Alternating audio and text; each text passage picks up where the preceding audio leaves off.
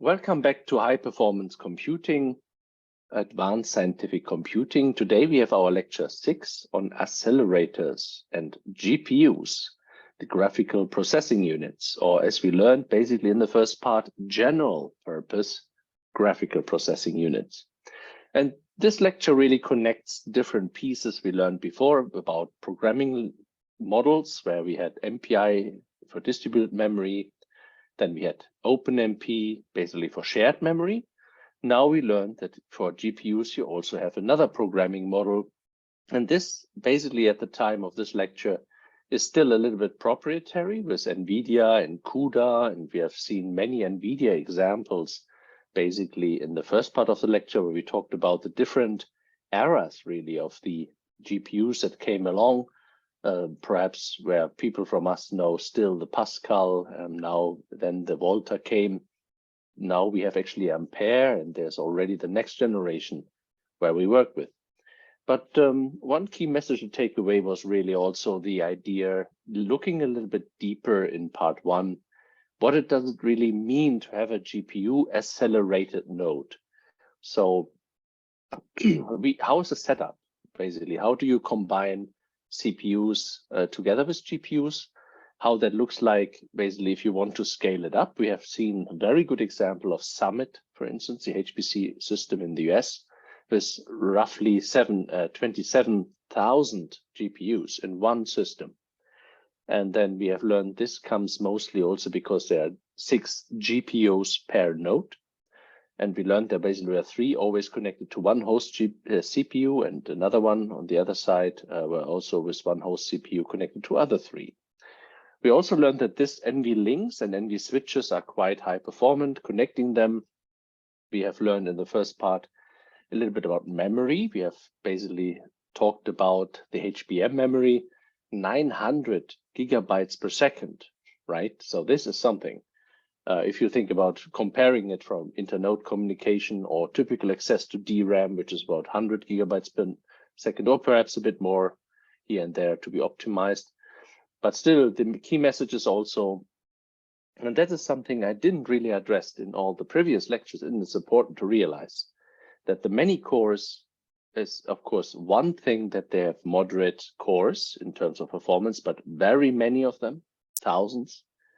The other part is really the memory, right? So the HBM, to fuel all of these different threads running of all of these different many core elements, needs to be fueled by data, right? To work on very simple things, as we learned.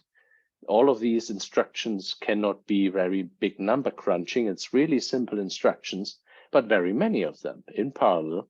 And they need to be fueled by, basically matrix values, for instance, huge matrices maybe, and then multidimensional matrices and so on. So the memory needs to be high performant as well and has a very good interconnect as well, as we have learned. This is 900 gigabytes per second.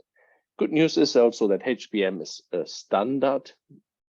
That means it's not necessarily only in an NVIDIA GPU, can be also used differently.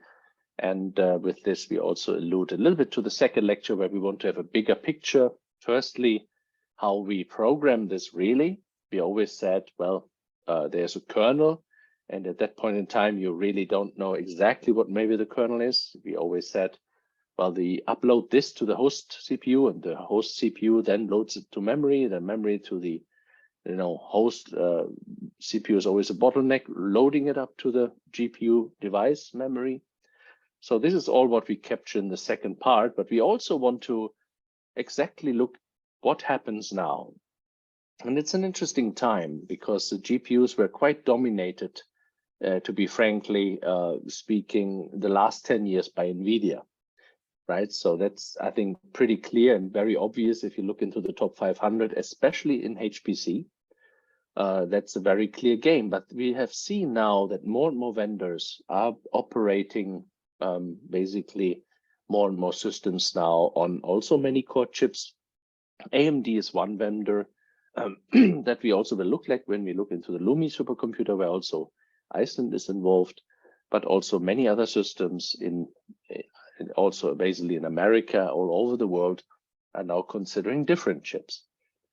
What it is in for us is basically more a neutral player in the game as a university, we have standards to look into. So how we program in the future, things like HIP come into play, where you would say nowadays many of the codes, the GPU-oriented libraries are all written in CUDA, very specific for NVIDIA.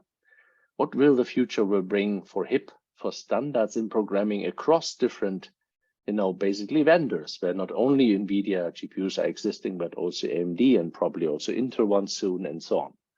So the second lecture is with this a little bit basically specific in the idea of looking at concrete GPU libraries and how you concrete program them and so on, but also enlarging the bigger picture a little bit. But let us look the kind of idea why we have these libraries now and why the GPUs had such an impact these days as well. We already had this particular part before, so I don't want to be spending too much time on it, but if you go step by step, which is a detailed idea of what I also had already in the first part of the lecture today, I said this is a nice parallelization. Some people would call it independently parallel, right? So you have a kind of A, which is here the kind of result. You have this matrix multiplied by vector, and what's coming out there is basically then this A that you see in the gray here. In order to compute this, and this is now the key idea of the GPUs, it needs to be nicely parallel. There might be a very interesting, simple idea how you actually do this. You know this here, and I put it for you in the yellow block to be very specific. You see each GPU core has a column of the matrix B, this one column, color encoded for you, very easy to understand, and it has no interdependency. It's not related to anything what the other parts of the matrices do. And this is a kind of idea what we say independent, right? So I can fill the result of A just following the color scheme and then done. So with this means I can really nicely put that on different many core parts, and they don't even have to communicate, right, during this. Obviously, they need to have access to the data, which is a device memory. They need to know the parts, which I called here B part, right, the columns.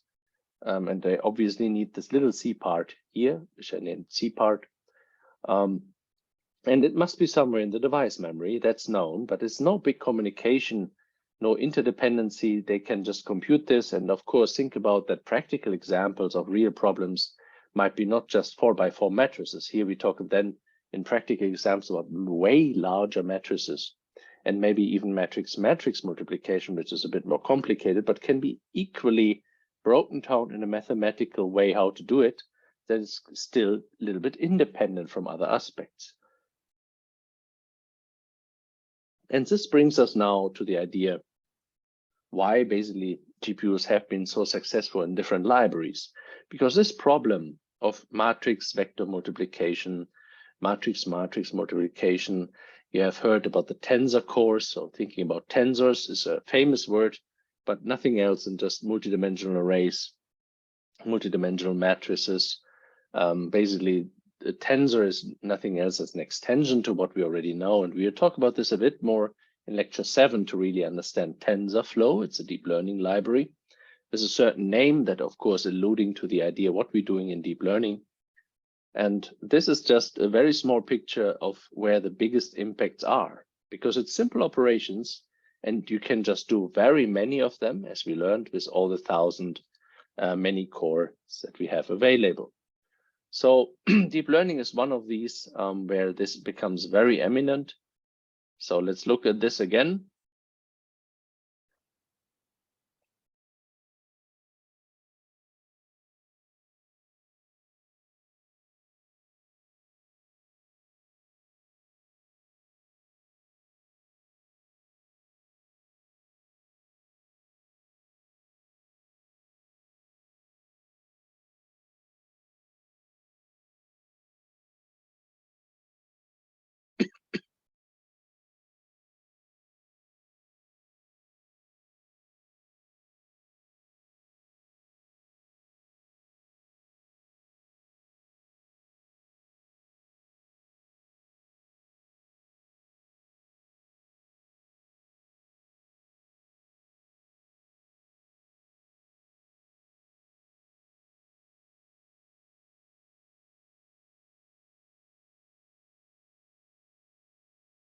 I stop here for a particular purpose.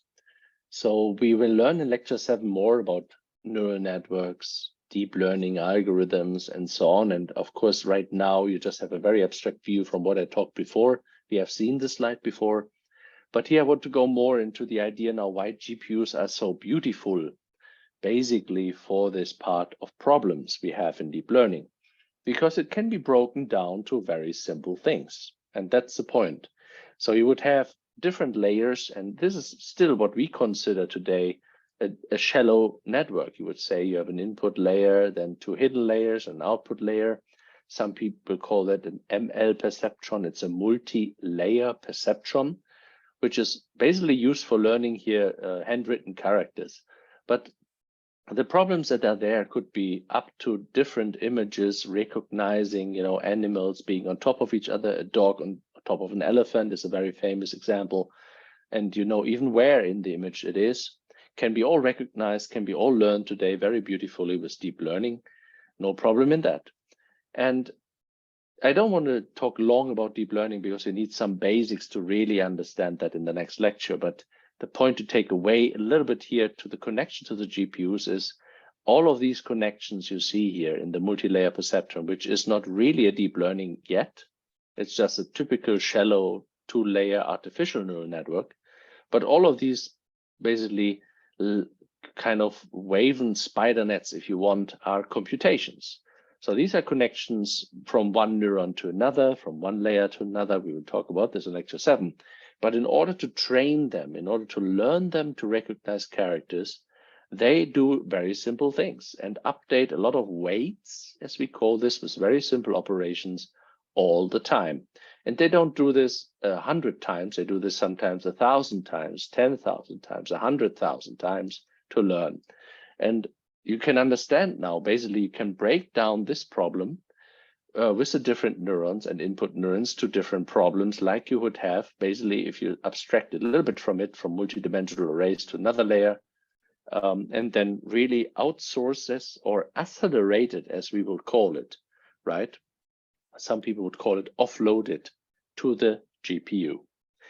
So this means we can do lots of computation in parallel, which are independent from each other, from all of these different layers, all of these connections.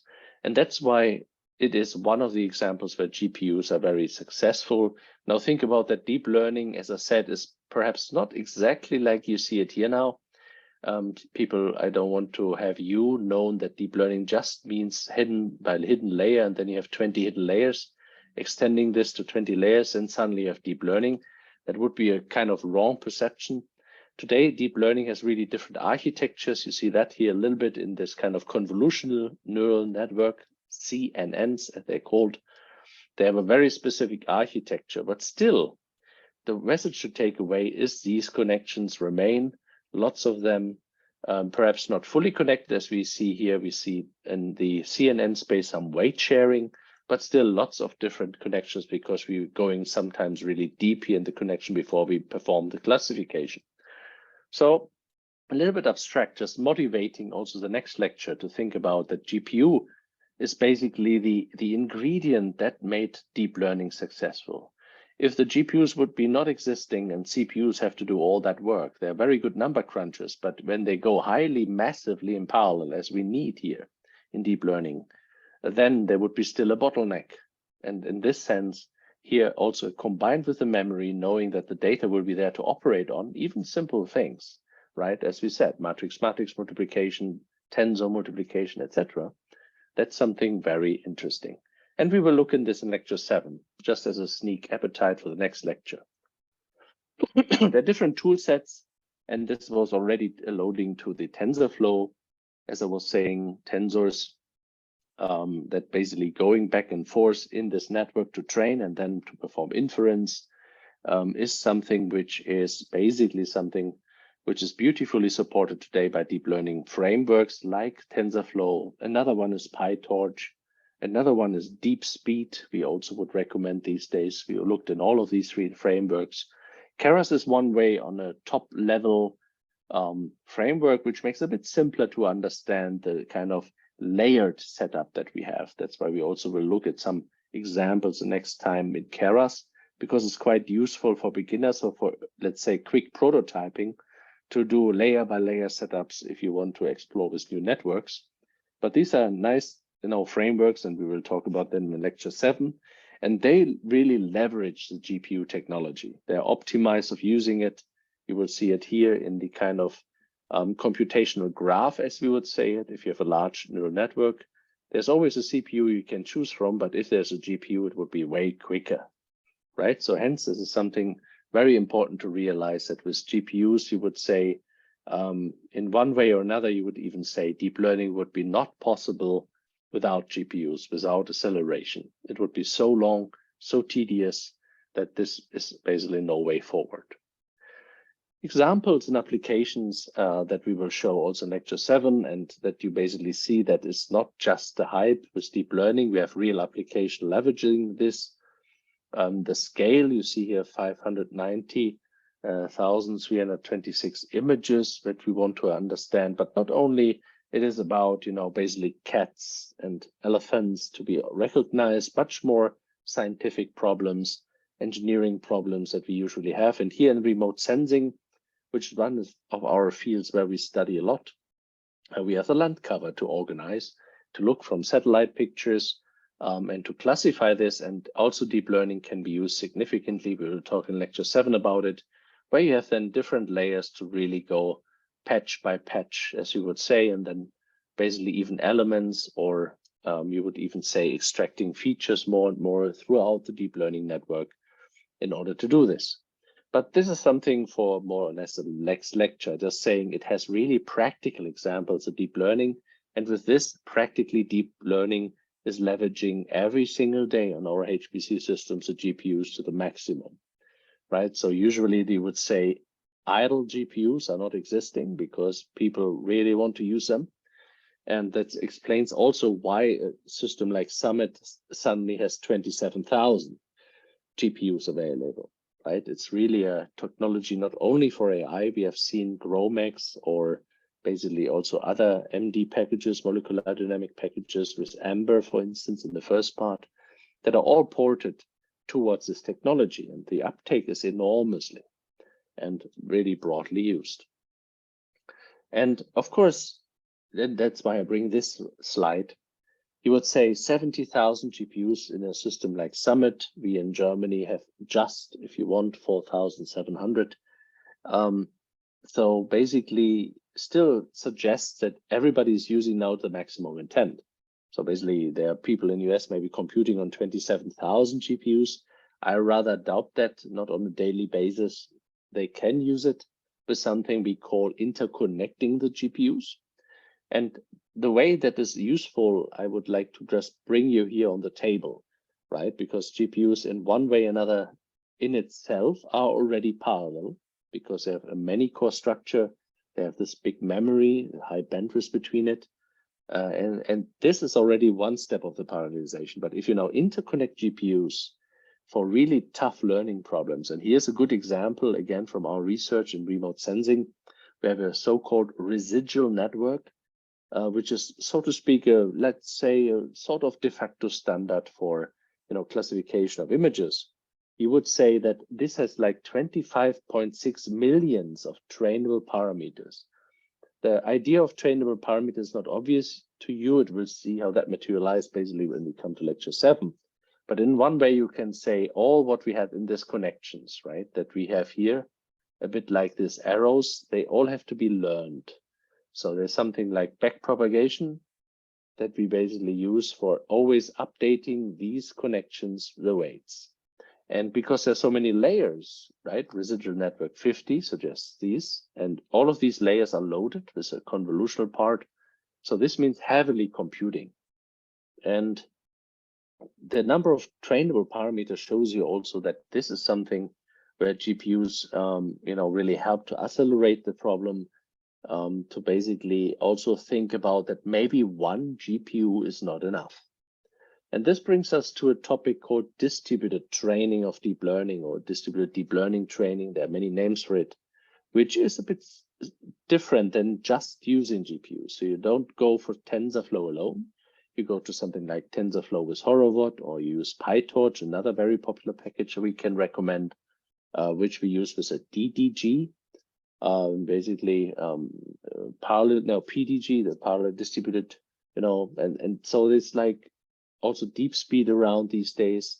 And you would say many different packages come now to the idea that one GPU, especially if you've heard a bit about ChatGPT in the social media, or wherever you go with this, basically in the social media and AR models, they're getting bigger and bigger. So interconnecting the GPUs is a very key thing to train.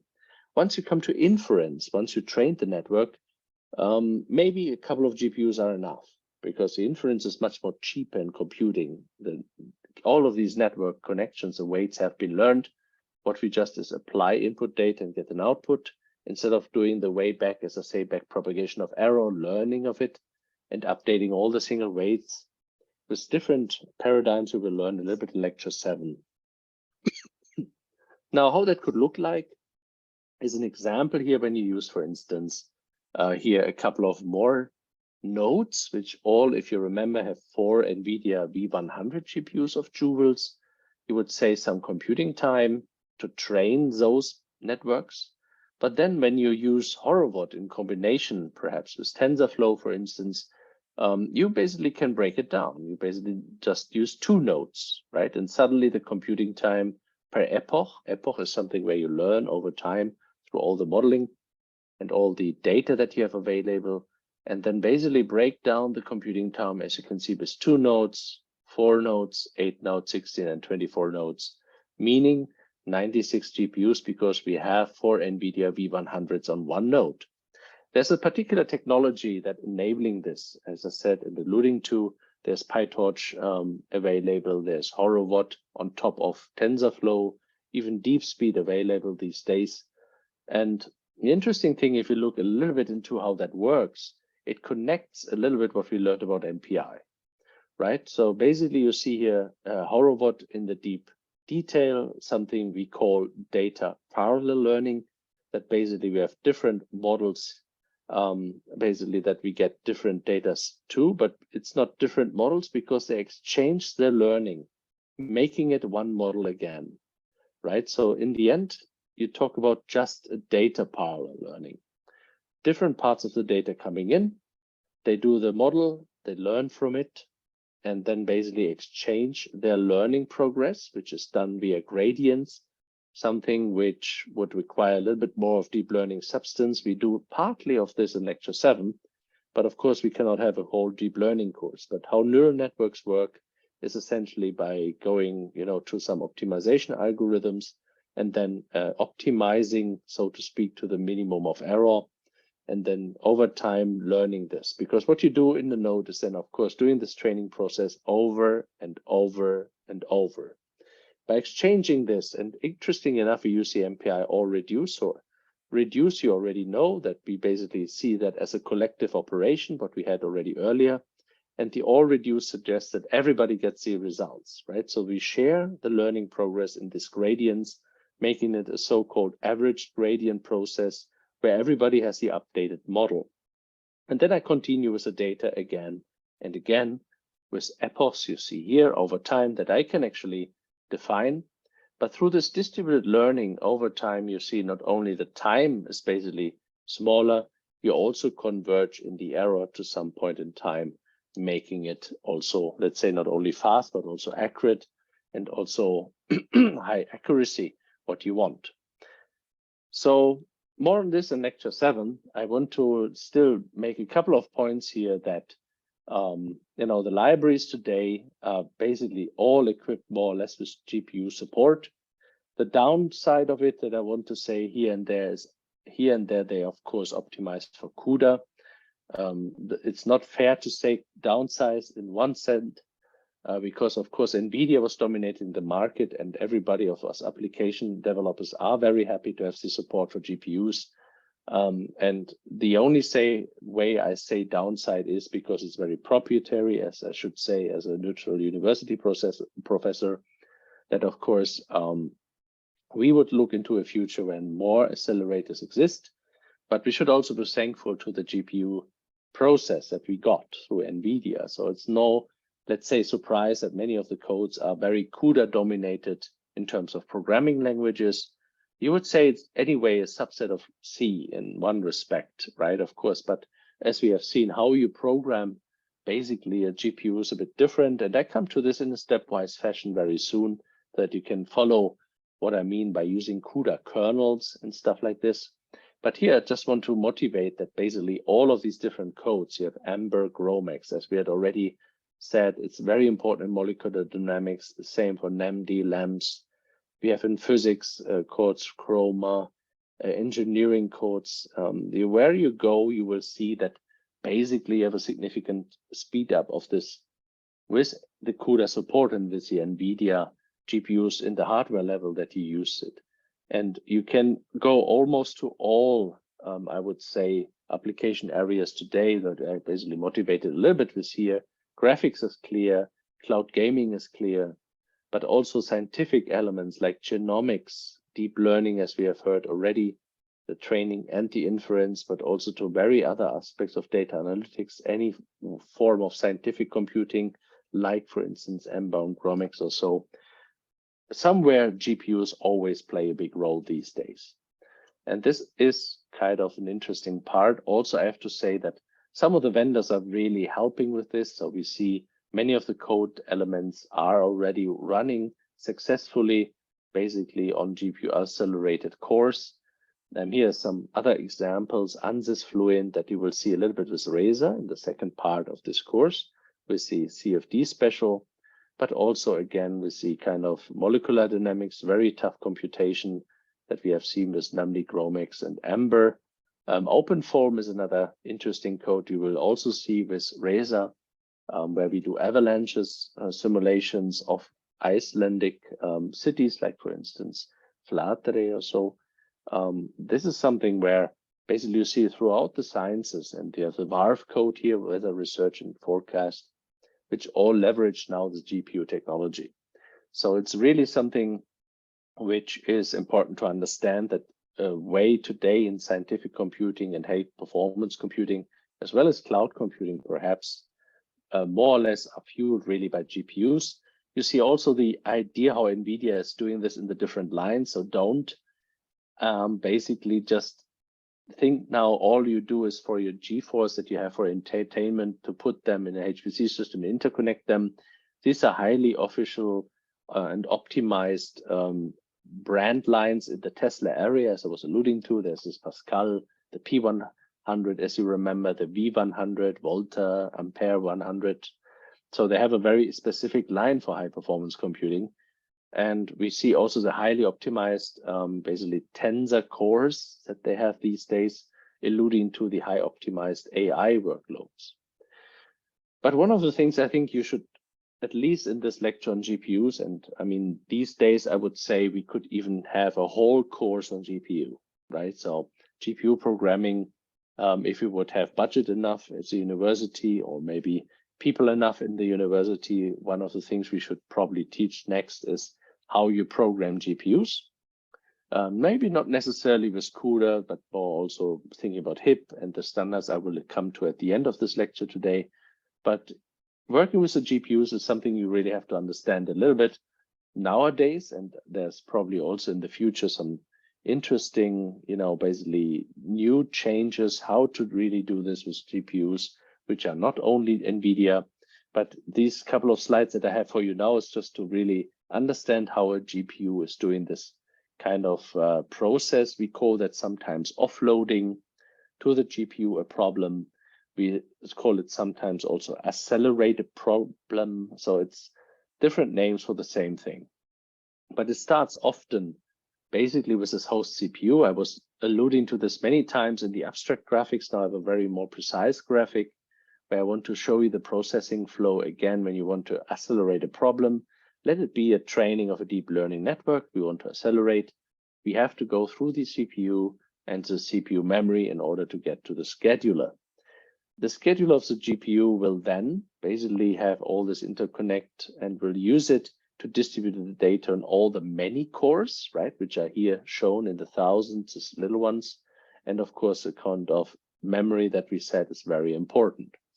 So let's go to the steps where we said transfer data from CPU memory to GPU memory.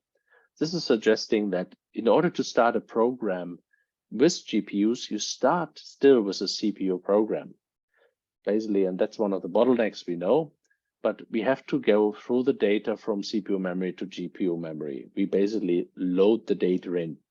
And you see many of the APIs, the application programming interfaces and examples I will do later a little bit shortly, because we need a full GPU course usually. You see here, I take these pictures from a JC GPU course from one of my centers where I work, the Yearly Supercomputing Center, has basically a couple of days just doing GPU programming, right? As opposed to one lecture here as a university course.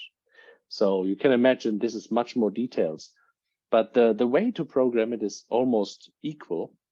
You always have to think about that the data needs to be somewhere. It's on a storage, it's on a hard drive, it's maybe even in tape archives that you have to first migrate out of this. But the long story short, in order to get to the GPU, you have to go via the host CPU. And this is what we have here in step one. What we often forget is it's not only about data. And now the term of kernel comes into the game, which you probably have heard a bit before, but not really could put in the picture. So when I do something on a GPU data set that are uploaded here in step one into the memory, I need to have some instructions what to do with it. And we learned already it could be very simple instructions, but it should scale, hopefully, to thousands, right? So simple instructions, very simple maybe, but stretching that across thousands, and the scheduler of the GPU makes sure to really distribute the instructions and also make sure that each of the instruction works on different data, right? In this way, it would be alluding to SPMD we learned before for the paradigms of parallelization. Single program, multiple data. The kernel is basically, the single program, and multiple data is what you all learned up in all the different data sets, right? If you think about now deep learning, all of these different parts of the matrices that needs to be computed, different data, but the way how you operate on that is still, single program. It's always the same instructions. So this is basically alluding exactly to what we do here now in this particular step. We have to give also the program basically from the CPU to the GPU to accelerate something, which are the instructions.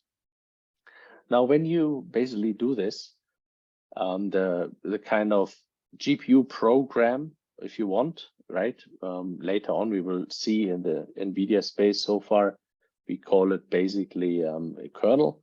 We basically have transferred this, and then we basically want to execute this on the many core systems, and then basically have a kind of course, interesting shared memory aspect on it, because the HBM, for instance, as an example here, would have a very nice interconnect to the different cores, so they can read and write access very quickly. But don't now basically get confused. It's not shared memory program I'm talking about. In a way, it's access to shared memory, and that's what the many cores are doing here. They can get this data, maybe even cached on level 2 cache here. But in a way, it's not directly OpenMP programs and so on. It's really the instructions of the kernel on specific data set, and this is all scheduled. But of course, operating very simply this kernel of different data sets, and the result beautifully can be written down back into the device memory. Hence, something we in a way already thought of, but it's very important to realize that this is now within the hardware, within the GPU happening. There's no one from us that has now to program all of that, right? Like OpenMP we did in one of the previous lectures where we had full control on the source code. We did basically this loop for programming and so on directly. We will see later, of course, parts of this we have to still to do to in a complete program to see what can I offload to the GPU. But here, all of this, what we just saw in the arrows before, is done basically by the GPU. And once you're done with this in step 5, obviously, there's no way directly go to this kind of HBM or to the memory space of the GPU. So usually what happens, you would transfer the result back to the host CPU memory, what we have now in these steps. So still a little bit abstract steps, but in a way, if you want, these 3 steps are always the same. And when you go from library to library, you see that there's always these steps to fulfill, where you have to do something.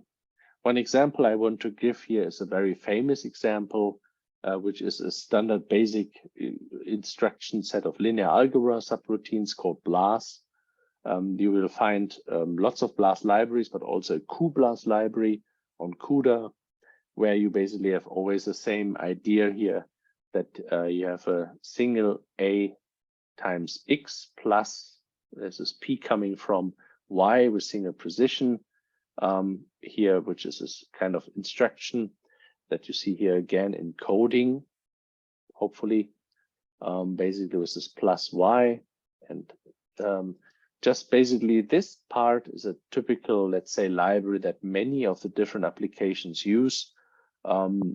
This BLAS kind of, overall library has around 150 routines to do kind of linear algebra, vector addition, scalar multiplications, dot products, and lots of matrix multiplication that we already heard of.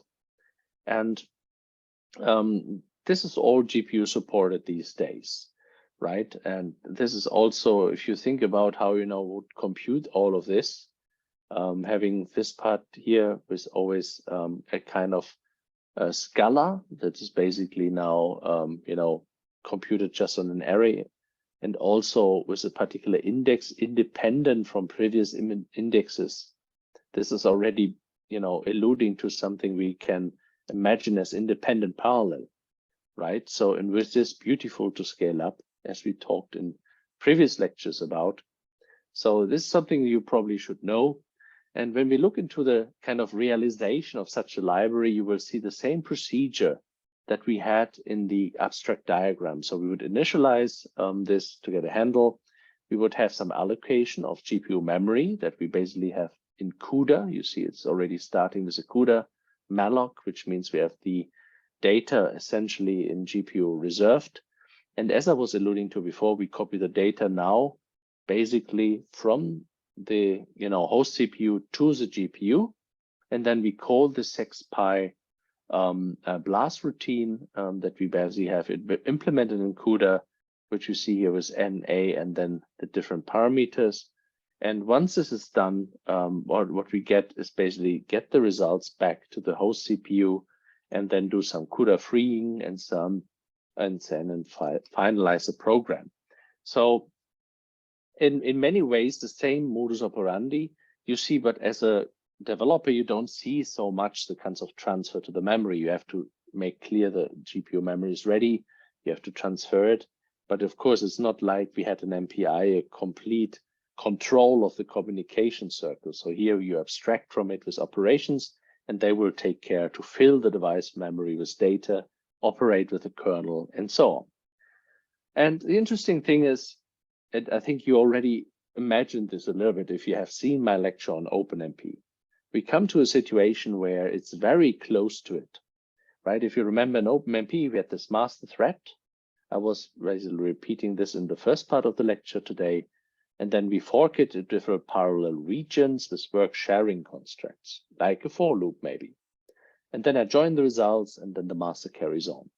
Now, what we suggest here is very similar. There's a master in the host CPU that forks off and say, accelerate me certain parts, please, in the GPU, and then I want the results back and carry on my CPU operations, right? So OpenAccelerate is basically therefore a so-called, evolving standard, if you want, emerging standard for GPU programming that is a little bit extending the OpenMP instruction set of pragma statements for acceleration and say, please do that in the loop, right? And this is something which here you see the sexpy idea, for instance, or some other aspects where you would say, this is like we have in OpenMP. We see the indexes are quite nicely to be parallelized because it's independently from every iteration in the loop. The same here, we see this in the indexes clearly. So this, like in knowing a beautiful parallelization, the accelerator make this extremely quick to compute and come back with the results. Hence, you do pragma X statements here. It's something more new OpenMP has been around for quite a while now, while these standards I'm alluding to now here is, let's say, very new. That's why basically OpenAccelerate, this model is very similar in the way, but also has some new elements, like for instance, copy in, the operations that you have to go and basically also think about what should be back to the host CPU. But it's quite beautifully abstracted again, as we had in OpenMP. You don't have to do any communication set. So that gets more important for us in the future, because we want to think about a world where maybe NVIDIA GPUs are not the only accelerators we have. And here are the examples that you see, that basically systems like the Frontier system in US is employing AMD hardware, and AMD hardware has no CUDA on it.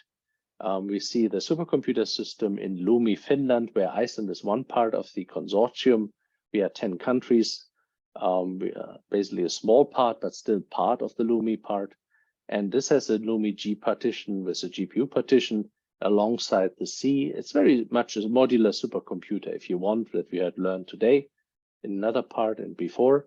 But the interesting thing to take away is that the GPU partition is really fueled by new MI100 cards. So AMD Instinct cards, meaning it's also not NVIDIA GPUs.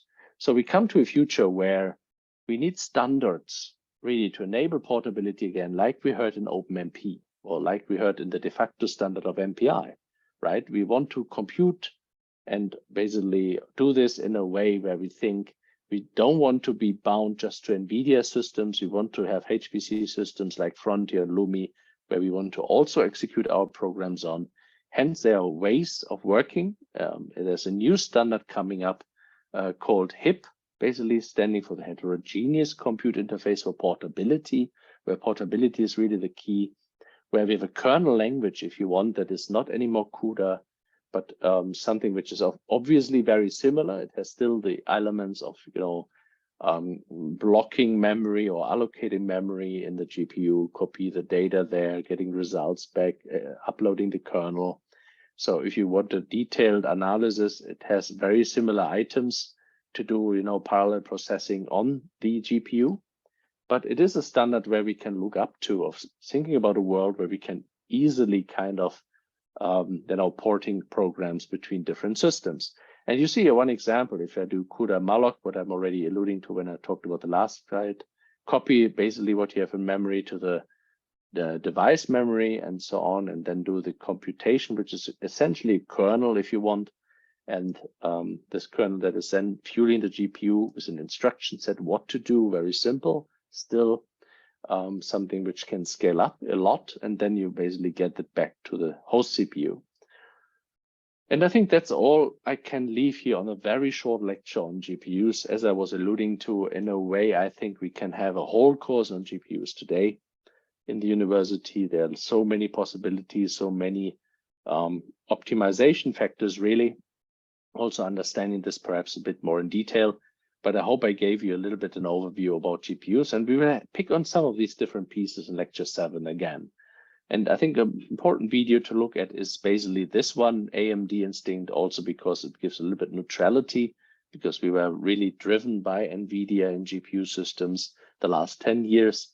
So we see really that this market is opening up to different vendors, and AMD is certainly someone that we see is already in different systems deployed. So thank you very much for being part of the lecture today. As I was alluding to, the next lecture will be basically on deep learning, where we then also will review a little bit what we had today on GPUs and how they fuel deep learning with much success. So see you next time.